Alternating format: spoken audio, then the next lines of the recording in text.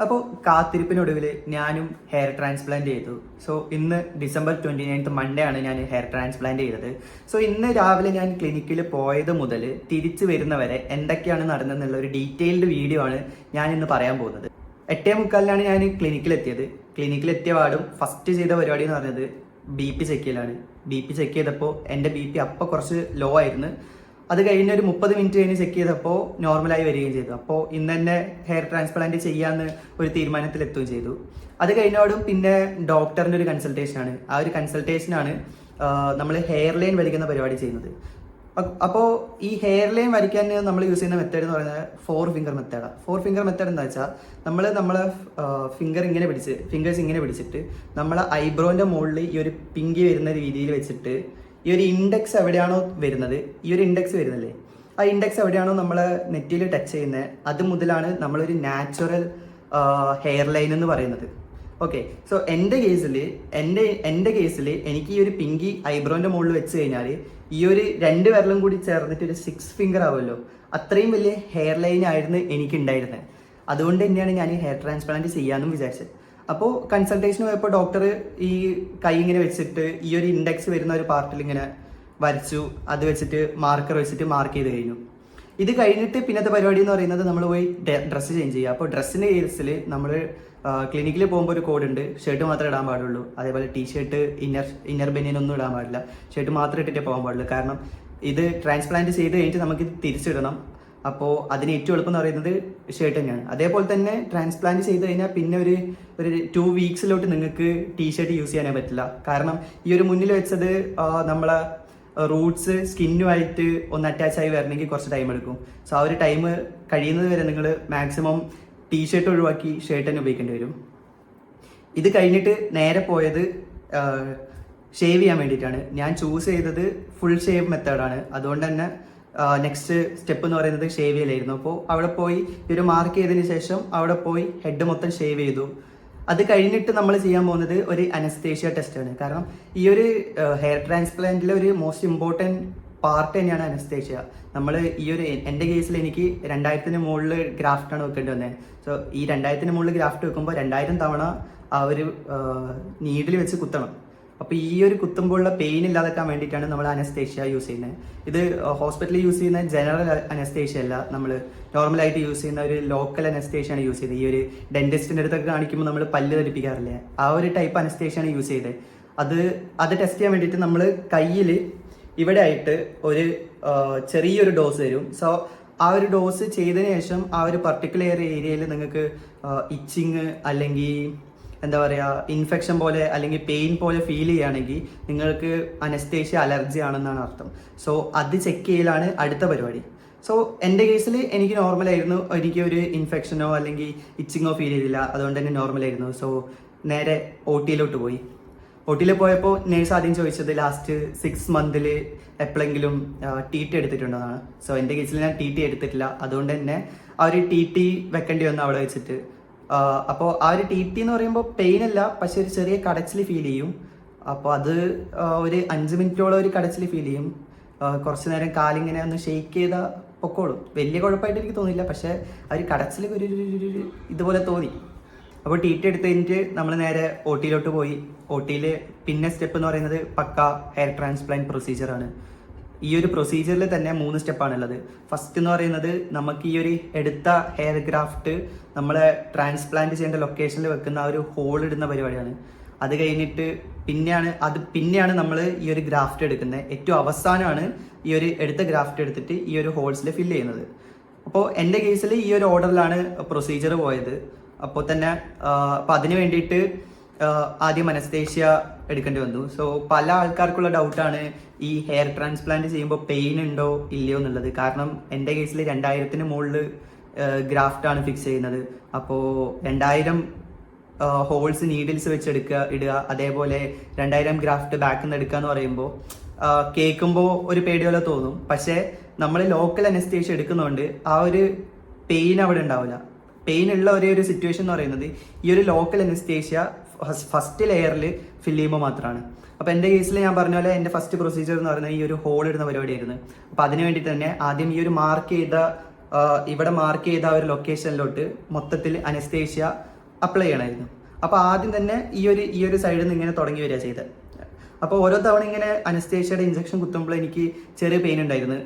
ചെറിയ പെയിൻ എന്ന് പറയുമ്പോൾ തുടക്കത്തിൽ ഒരു ഉറുമ്പടിക്കുന്ന പെയിൻ ആയിരുന്നു. പിന്നെ എൻ്റെ കേസിൽ എനിക്ക് കുറച്ച് അങ്ങ് പോയപ്പോൾ എനിക്ക് കുറച്ച് പെയിൻഫുൾ ആയിട്ട് തോന്നി. ബട്ട് അതൊരു വലിയ പെയിൻ ആയിട്ട് എനിക്ക് തോന്നിയില്ല. ഒരു മാക്സിമം 1 മിനിറ്റ് അല്ലെങ്കിൽ 1 മിനിറ്റ് പോലും ഒരു പെയിൻ അവിടെ നിൽക്കൂല.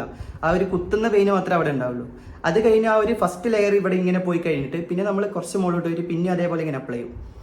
അപ്പോൾ തൊട്ട് നമുക്ക് പെയിനേ തോന്നത്തില്ല. കാരണം ആ ഒരു അനസ്തേഷ്യ കുത്തുന്ന ഒരു ഫീലിംഗ് പോലും എനിക്ക് കിട്ടിയിട്ടില്ല. എവിടെയാണ് ഈ ഒരു ഡോക്ടർ കൈ വെച്ചതെന്ന്, എവിടെയാണ് സിറിഞ്ച് കുത്തുന്നതും എനിക്ക് ഫീൽ കിട്ടിയിട്ടില്ല. അപ്പം തന്നെ ഫസ്റ്റ് ലെയറിൽ അനസ്തേഷ്യ ആക്ടിവേറ്റ് ആവുകയും അതേപോലെ എൻ്റെ പെയിന് ഇല്ലാതാവുകയും ചെയ്തു. അങ്ങനെ ഈ ഒരു എൻ്റയർ ഏരിയയിൽ അനസ്തേഷ്യ അപ്ലൈ ചെയ്തു. ഇത് കഴിഞ്ഞിട്ട് നമ്മൾ ഹോൾ ഇടുന്നത്.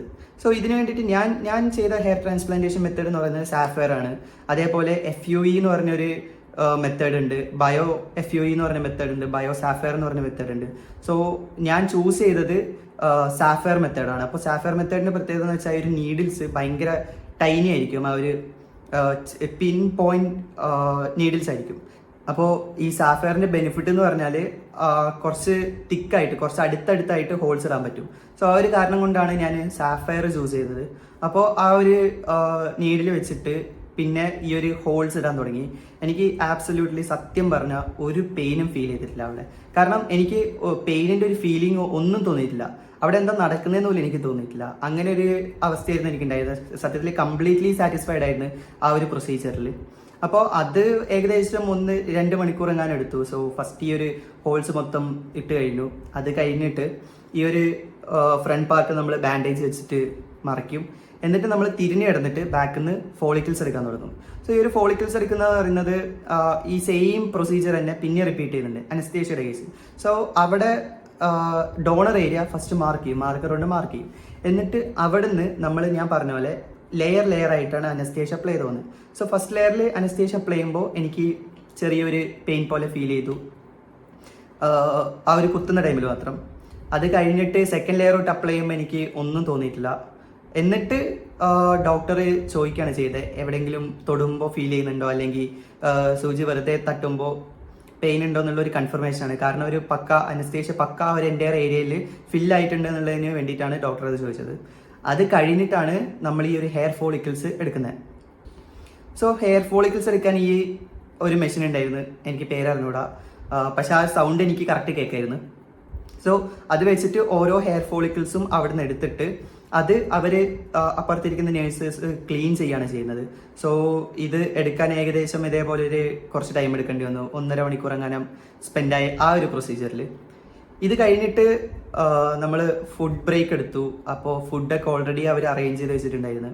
എന്നിട്ട് അത് കഴിച്ച് വാഷ്റൂമിലൊക്കെ പോയി തിരിച്ചു വന്നിട്ടാണ് നമ്മൾ ഈ ഒരു എടുത്തു വെച്ച ഒരു ഹെയർ ഫോളിക്കിൾസ് അപ്പോഴത്തേക്കും ക്ലീൻ ചെയ്ത് കഴിഞ്ഞിട്ടുണ്ടാവും. എന്നിട്ട് അതെടുത്തിട്ട് നമ്മൾ തിരിച്ച് ഈ ഒരു ഹോൾസിലോട്ട് ഫില്ല് ചെയ്യാണ് ചെയ്തത്. സോ ഇവിടെ ഞാൻ നോട്ടീസ് ചെയ്തൊരു കാര്യം എന്ന് പറഞ്ഞാൽ, ഇവിടെ ഈ ഒരു പ്രൊസീജിയർ കഴിയുമ്പോൾ രണ്ടാമത് അനസ്തേഷ്യ അപ്ലൈ ചെയ്തിട്ടില്ല. അപ്പോൾ നമ്മൾ രാവിലെ അപ്ലൈ ചെയ്ത അനസ്തേഷ്യയുടെ ആ ഒരു എഫക്റ്റാണ് പിന്നെയും ഉണ്ടാവുന്നത്. സോ ചില സ്ഥലത്ത് മാത്രമേ എനിക്ക് ഇടുമ്പോൾ ഒരു പെയിൻ പോലെ ഫീൽ ചെയ്തിരുന്നു. അപ്പോൾ ഞാൻ അവരടുത്ത് പറയുകയും ചെയ്തു, അവരപ്പം തന്നെ അനസ്തേഷ്യ വീണ്ടും അപ്ലൈ ചെയ്യാണ് ചെയ്തത്. സോ ഇതൊരു നോർമൽ പ്രൊസീജിയറാണ്.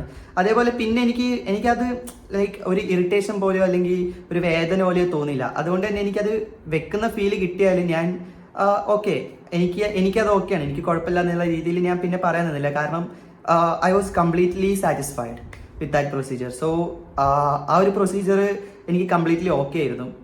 അപ്പോൾ ഈ ഒരു പ്രൊസീജിയറിലാകെ ഒരു ഫീലിംഗ് കിട്ടിയത് ആ ഒരു മെത്തേഡിൽ മാത്രമാണ്. അതേപോലെ അനസ്തേഷ്യ കുത്തുന്നതും പിന്നെ TT എടുക്കുമ്പോൾ മാത്രമേ എനിക്കൊരു ചെറിയ പെയിൻ പോലെ ഫീൽ ചെയ്തിട്ടുള്ളൂ. അല്ലാതെ അത് ഒരു ആക്ച്വൽ പെയിൻ എന്ന് പറയാനുള്ളതൊന്നും എനിക്ക് തോന്നിയിട്ടില്ല സത്യം പറഞ്ഞാൽ. അത് സത്യം പറഞ്ഞാൽ നമ്മൾ കയ്യിൽ ലാൻസെറ്റ് കുത്തൂല്ലേ, ഈ ഡ്രൈവിംഗ് ടെസ്റ്റിൻ്റെ ബ്ലഡ് ഗ്രൂപ്പൊക്കെ എടുക്കുമ്പോൾ ചെറിയ സൂചി വെച്ചിട്ട് കയ്യിൽ ലാൻസെറ്റ് കുത്തിയിട്ട് എടുക്കുമല്ലോ, ആ ഒരു ടൈപ്പ് ഫീലിംഗ് എനിക്ക് കിട്ടിയിട്ടില്ല. അല്ലാതെ വേറൊരു ഹെവി ഫീലിംഗ് അല്ലെങ്കിൽ സർജറി ഫീലിംഗ് എനിക്ക് ഇതുവരെ കിട്ടിയിട്ടില്ല. ഈവൻ ഡെന്റിസ്റ്റിൻ്റെ അടുത്ത് പോകുമ്പോൾ പോലുള്ള ഫീൽ എനിക്ക് ഈ ഒരു ഹെയർ ട്രാൻസ്പ്ലാന്റ് ചെയ്തിട്ട് കിട്ടിയിട്ടില്ല. അതൊക്കെ കഴിഞ്ഞു. അവസാനം മൊത്തത്തിൽ ഫില്ലാവുമ്പോഴത്തേക്കും ഓൾറെഡി 4 മണിയായി. രാവിലെ ഒരു 10 മണിക്കടുത്താണ് പ്രൊസീജിയർ സ്റ്റാർട്ട് ചെയ്തത്. സോ 10 മണി തൊട്ട് 4 മണി വരെ ഇൻക്ലൂഡിങ് ലഞ്ച് ബ്രേക്കാണ് ഈ ഒരു എൻ്റെ പ്രൊസീജിയർ എടുത്തത്. അത് കഴിഞ്ഞിട്ട് ഇത് മൊത്തത്തിൽ ക്ലീൻ ചെയ്യാണ് ചെയ്തത്. കാരണം ഇവിടെ നമ്മളിങ്ങനെ വെക്കുന്ന ടൈമിൽ ബ്ലഡ് വരാനുള്ള ചാൻസ് ഉണ്ട്, ബ്ലഡ് ക്ലോട്ട് ആവാനുള്ള ചാൻസ് ഉണ്ട്. സോ അത് മൊത്തത്തിൽ ഒരു സലൈൻ വാട്ടർ ഇട്ടിട്ട് അവർ പ്രോപ്പറായിട്ട് ക്ലീൻ ചെയ്ത് തന്നത് കഴിഞ്ഞിട്ടാണ് നിങ്ങൾ ഈ കാണുന്ന ഒരു ബാൻഡേജ് അപ്ലൈ ചെയ്തത്. ഈ ഒരു ഡോണർ ഏരിയയിൽ ബാൻഡേജ് അപ്ലൈ ചെയ്തത് ഇത് കഴിഞ്ഞിട്ടാണ് ചെയ്തത്. അതേപോലെ ഓരോ സ്റ്റെപ്പ് കഴിഞ്ഞപ്പോഴും ഇപ്പോൾ ഈ ഒരു ഹോൾസ് ഇട്ട് കഴിഞ്ഞപ്പോഴും ബാക്കിൽ ഡോണർ ഏരിയയിൽ നിന്ന് ഫോളിക്കിൾസ് എടുത്തപ്പോഴും ഒക്കെ ഈ ഒരു ബെറ്റാഡിൻ യൂസ് ചെയ്തിട്ട് പക്ക ക്ലീൻ ചെയ്തിട്ടുണ്ടായിരുന്നു. അതേപോലെ ഇത് കഴിഞ്ഞ പാടും പ്രൊസീജിയർ മൊത്തം കഴിഞ്ഞ പാടും ഈ ഒരു ഫ്രണ്ട് പാർട്ട് മൊത്തത്തിൽ ക്ലീൻ ചെയ്ത് തന്നിട്ടുണ്ടായിരുന്നു. അതേപോലെ ബാക്കിൽ മുറിവിന് വേണ്ടിയിട്ട് ഒരു ഓയിൽമെന്റ് ഒക്കെ അപ്ലൈ ചെയ്ത് തന്നിട്ടുണ്ടായിരുന്നു. സോ അതൊക്കെ പക്ക പെർഫെക്റ്റ് ആയിട്ടാണ് ചെയ്തത്. അപ്പോൾ ഇത് ഒരു 4 മണി കഴിഞ്ഞ പാടും 4-4:30 ആയപ്പോൾ ഈ ഒരു പ്രൊസീജിയറും കഴിഞ്ഞു, എൻ്റെ ഡ്രസ്സിങ്ങും കഴിഞ്ഞു. ആൻഡ് ഒരു എൻ്റെ പ്രൊസീജിയർ അവിടെ വെച്ച് തീർന്നു, ഈ ഒരു ഹെയർ ട്രാൻസ്പ്ലാന്റ് എന്ന് പറയുന്നത്.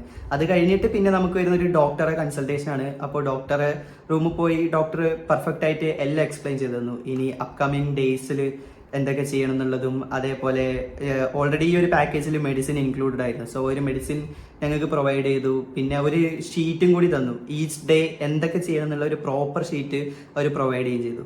സോ ഇതാണ് ഒരു ഓപ്പറേഷൻ ഡേയിൽ ഹെയർ ട്രാൻസ്പ്ലാന്റ് ചെയ്യുമ്പോൾ നിങ്ങൾക്ക് ഉണ്ടാവുന്ന എക്സ്പീരിയൻസ്. ഇത് ഈ ഒരു എക്സാക്ട്ലി ഓൾമോസ്റ്റ് സെയിം ആയിട്ടായിരിക്കും നിങ്ങൾക്കും ഉണ്ടാവുക. സോ എല്ലാവരും പേടി എന്ന് പറയുന്നത്, അല്ലെങ്കിൽ എല്ലാവരും ഡൗട്ട് എന്ന് പറയുന്നത് ഈ ഒരു പെയിൻ മാത്രമാണ്. കാരണം ലൈക്ക് 2000 ഹെയർസ് എടുത്ത് മുന്നിൽ വെക്കുമെന്ന് പറയുമ്പോൾ പലരും വിചാരിച്ചിരിക്കുന്ന ഭയങ്കര പെയിനാണ്. സത്യം പറഞ്ഞാൽ ഈ ഒരു പ്രൊസീജിയറിൻ്റെ ഇടയ്ക്ക് എനിക്ക് പെയിൻ ഫീൽ ചെയ്തിട്ടില്ല. ഇപ്പോൾ വീട്ടിൽ തിരിച്ചെത്തിയപ്പോൾ എനിക്ക് ഒരു ഹെവിനെസ് ഫീൽ ചെയ്യുക. കാരണം ഇവിടെ അനസ്തേഷ്യ അപ്ലൈ ചെയ്തിട്ടുണ്ട്, ബാക്കിലും അനസ്തേഷ്യ അപ്ലൈ ചെയ്തിട്ടുണ്ട്. അപ്പോൾ സോ ഈ ഒരു പാർട്ടിൽ എനിക്ക് ഒരു ഹെവിനെസ്, ലൈക്ക് അവിടെ എന്തോ ഉണ്ട് എന്നുള്ള ഒരു ഫീൽ എനിക്ക് കിട്ടാം, ഒരു വെയിറ്റ് ഫീൽ ചെയ്യുന്നുണ്ട് എനിക്ക് അവിടെ. അതേപോലെ ഇപ്പോൾ അനസ്തേഷ്യയുടെ എഫക്റ്റ് ആയതുകൊണ്ടാണ് എനിക്ക് പെയിൻ ഫീൽ ചെയ്യാത്തത്.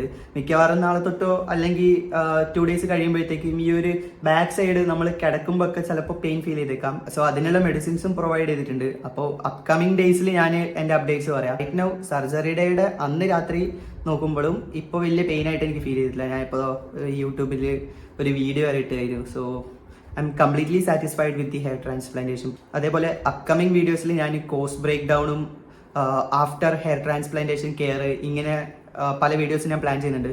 സോ നിങ്ങൾക്ക് പല അപ്ഡേറ്റ്സും വേണം എന്നുണ്ടെങ്കിൽ ഈ ഒരു ചാനൽ സബ്സ്ക്രൈബ് ചെയ്യാവുന്നതാണ്. അതേപോലെ ഈ ഒരു വീഡിയോ ഇഷ്ടപ്പെട്ടെങ്കിൽ ലൈക്ക് ചെയ്യുക. And good bye.